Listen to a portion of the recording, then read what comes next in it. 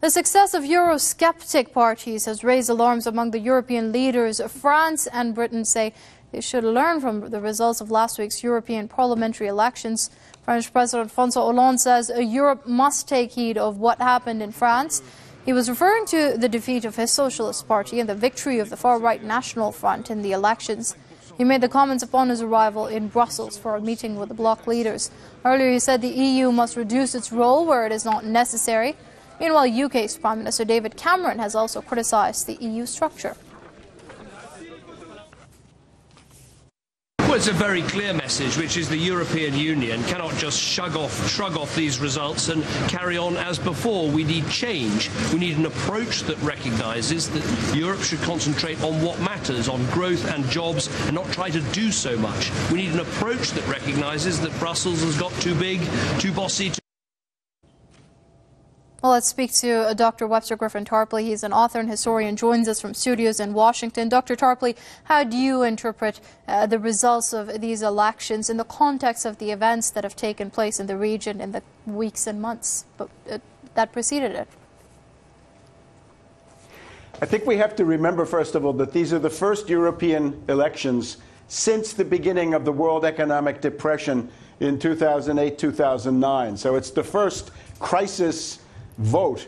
And in preparation for this vote, the establishment media harped incessantly that the anti-European, and these are generally racist, xenophobic, anti-foreigner, and Islamophobic parties, would have a wonderful, sweeping, smashing success and that they would take over the European Parliament. Now, obviously, the reason this is done is because the bankers would like to scapegoat foreigners and people of a different religion, rather than have that popular rage directed against the bankers, the European Central Bank, and the people who really created the crisis. This strategy has only worked partially.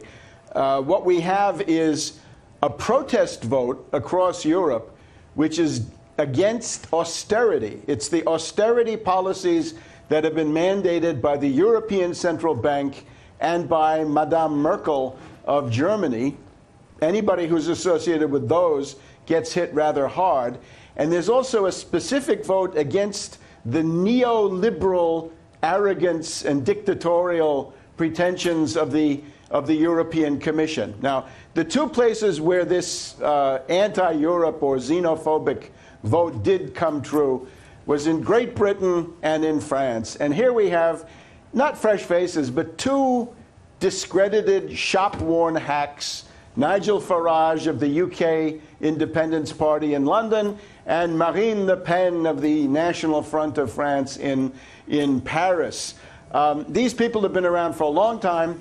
Their stock in trade is anti-Algerian in France, Islamophobic, and anti-Pakistan in Britain, some anti-West Indian too. So a lot of that is Islamophobic also.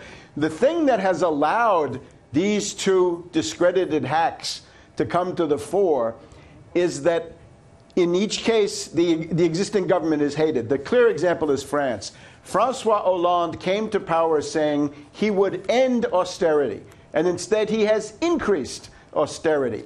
The other party, the Sarkozy party, is still discredited from Sarkozy, so the National Front, Marine Le Pen, are the beneficiaries. Similarly, in Great Britain, the Cameron Tory liberal government is discredited. Its austerity policies are a failure. There's a special treachery for the Liberal Democrats. Labour still discredited from Tony Blair and his lapdog support for Bush's Iraq war. So Nigel Farage comes out ahead. But this is really not the big story. The big story is Greece. This will be the thing that will shake the world in the weeks and months to come. And this is actually going to change the European political landscape. In Greece, we had the Syriza left bloc emerge as the biggest political party. They beat the pro-IMF New Democracy of Prime Minister Samaras by 4 points approximately. Syriza is now the biggest party. Their platform is very clear. No to austerity. No to the European Central Bank. No to the crushing debt burden. Have an international debt conference and cut the debt burden that is crushing especially the southern European countries. And the man of the hour in Athens is Alexis Tsipras, who has made this possible. And he is now going to be the leader of a fairly strong group in the Brussels and Luxembourg parliaments. Now, this is what the bankers actually fear, and you can see this. The other thing that undercuts I'm afraid I'm going to have to stop you there, Dr. Tarpley. I'm afraid we've run out of time. We're going to hold this off for some other time, unfortunately. That was Dr. Webster Tarpley, author and historian, speaking to us from Washington. Thank you very much indeed for your comments here on Press TV. With that, we come to an end of Top 5. Up next is Sports International with Sheena. Stay tuned. Thank you. Thank you very much, Fushime. Well, I'll be back with the latest from first-round matches at Roland Garros. Rafa, Nadal, Novak Djokovic are already through to the second round. 2 other top seeds have advanced to round 2 of the tournament. The details plus plenty more on Sports International just ahead. Stay tuned.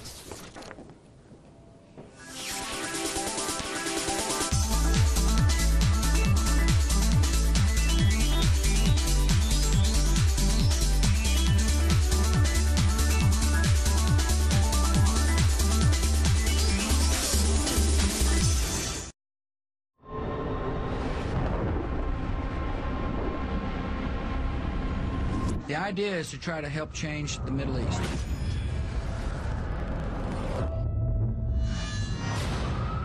Part of the reason we went into Iraq the main reason we went into Iraq at the time was we thought he had weapons of mass destruction.